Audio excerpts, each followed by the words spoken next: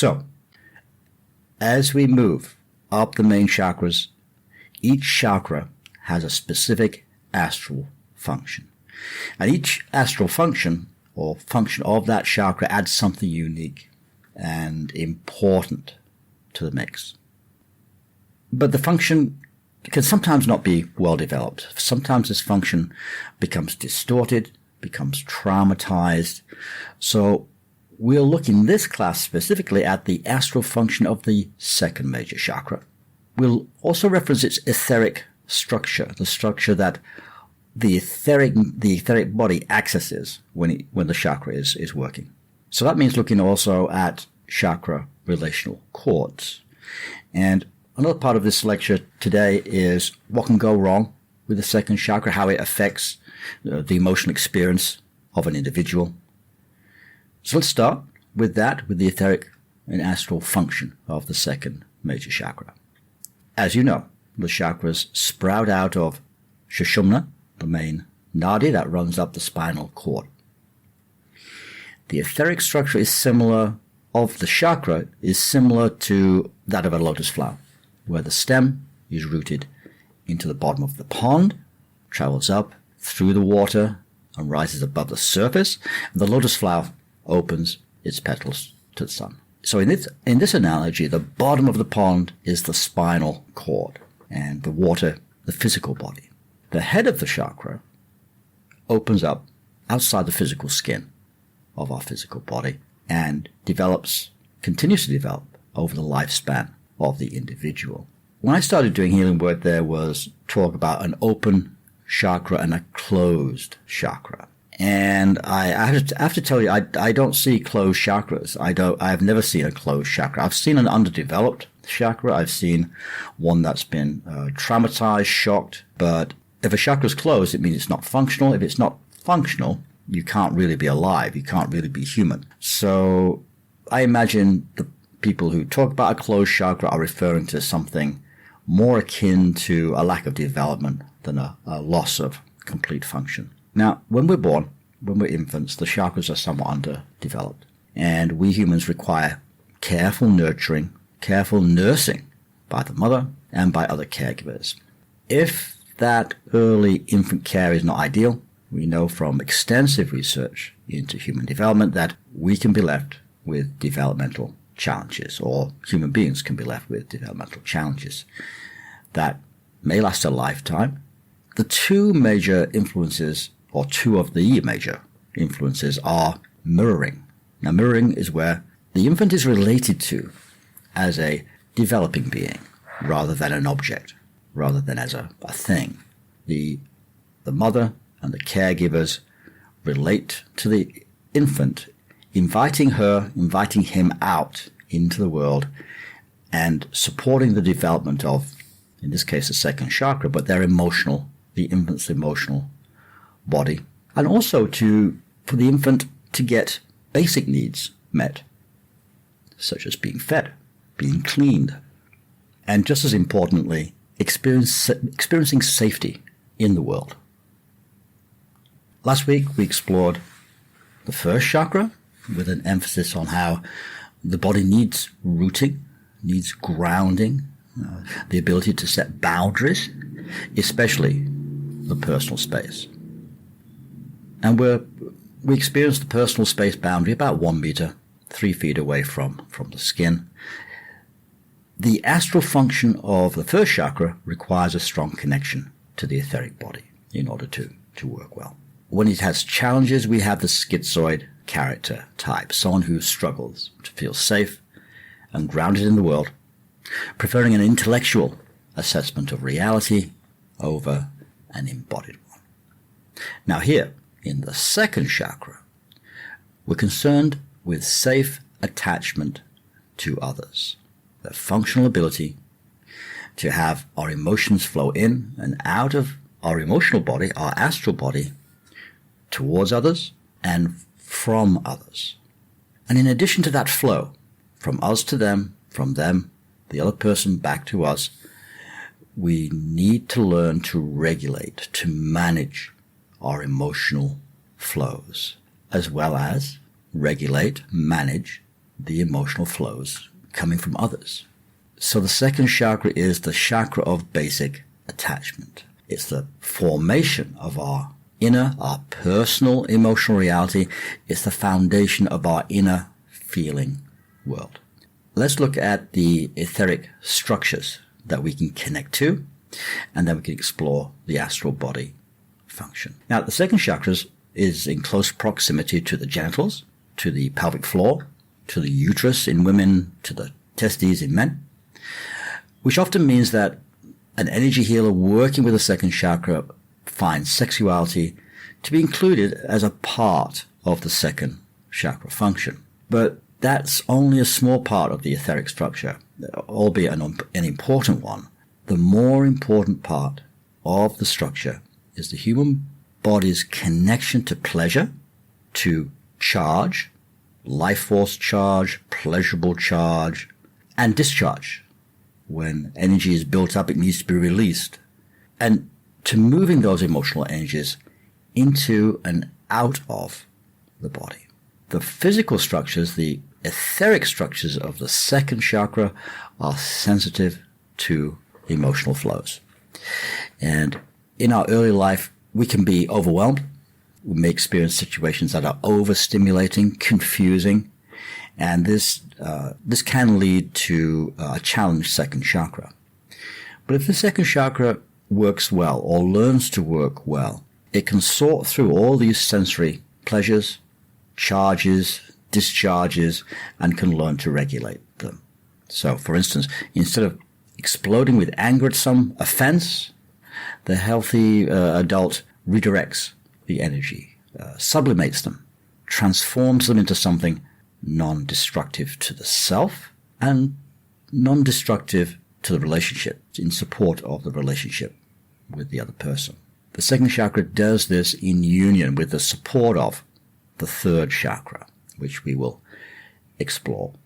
But the key issues with the etheric structure of the second chakra flow is around the creating of relationships as well as the ending of relationships. So second chakra etheric flows are governed, are held in place by our relationships, either ones we are in the process of creating or our long-term pre-existing relationships.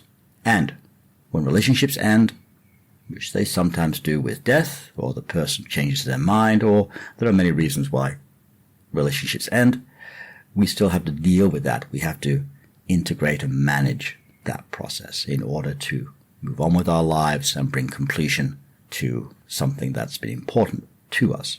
So the etheric nature of the second chakra flows through the cords, the chakra relational cords. In order to connect emotionally to someone, there needs to be an initial motivation, a desire for something. The whole process begins with the maternal second chakra connection, an etheric umbilical cord, as it were, as it is to the mother, but one that remains in place throughout our life, unlike the umbilical cord when we're born. The second chakra also has a connection to the father, as well as cord connections to siblings, other family members. Each relationship starting with a desire to connect and then learn to take in the impact of that connection at an emotional and meaningful level. A relationship, if meaningful in our lives, comprises of our relational chakra cord towards the other and the other person's cord, their connection back to us. So we may see one chakra cord, but actually it's two cords wrapped around each other. Now, ideally, there's an emotional flow back and forth. So each person can feel themselves and also can feel the reality of the other person. But when this structure does not work, when the energy flow becomes perhaps one way, mostly one way, or completely one way, we have problems. We have significant issues in that relationship. So each second chakra connection we have with people starts with an impulse. It starts with a desire to connect, an interest, a curiosity, a need to be filled, And then it's stimulated in our feeling world. But we must feel some other response coming our way. Ideally, there's a response coming in the other direction. We're connected to. Once that's in play, once there's a flow, a connection with someone else in the second chakra, we can add into the etheric structure the self cord. Now, the self cord is one way in which the chakra builds within itself an inner world of associations, of emotional and cognitive realities, anchoring our unique perception back into the energy body, into the energy consciousness body. So first we reach out, or the other person reaches out to us and we respond. Then there is an emotional stimulation, friendship, romance, sexual, collegial, playful, creative. And finally, we have an experience of the world. The needs of the self are acknowledged and they're anchored back, pulled back into the chakra via the self cords. So you can picture the self cords as tiny tendrils sprouting out of the relational cord, hooking back into the circumference, into the outer edge of the chakra head. So this is the structure at the etheric level. Your cord to another, their cord towards you, an agreed upon role assigned to the contact. Maybe it's maternal, maybe paternal, a sibling relationship, a friendship, a potential lover, a fellow traveler, and so on. We assign a role that the other person is playing in the connection. They also assign a role to us. Hopefully, they're the same roles. And that's part of the negotiation of all relationships, especially when they change, as they often do in long-term relationships. But the point of the self cords is that they anchor the meaning of the relationship back into the self. And that's a unique process. That's your choice to anchor what you want and reject what you don't want. It's personal choice. There's nothing moral or ethical in the choice. It has to be uniquely your own. Self cords organize the outer world, the experience of the outer world within the inner world of your emotional and cognitive reality. Now, the astral dimensions to these structures can now be seen within that emotional and cognitive flow. So you have the structure, you have the cord providing the structure, and the self cord also providing a structure. It's the emotional flow, it's the mental belief flow, it's the transmission of energies along that connection, that etheric connection. That is how our astral body, our feelings, are shared with another through these cord connections. Our thoughts, our beliefs, our interests, our insights are shared at a cognitive level.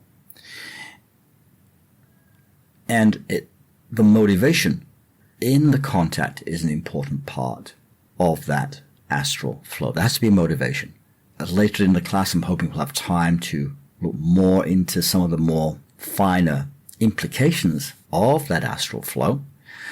But the point I'm trying to stress here is that we would have no real experience of others in our lives unless this process or something similar to it happened. We would, without a flow of emotional energy to the other and from the other, and without this self-cord, self-referential piece, without that in place, we'd be solipsistic. We'd only experience life through our own eyes. We would not be able to look at life through someone else's perspective or through their needs and their motivation.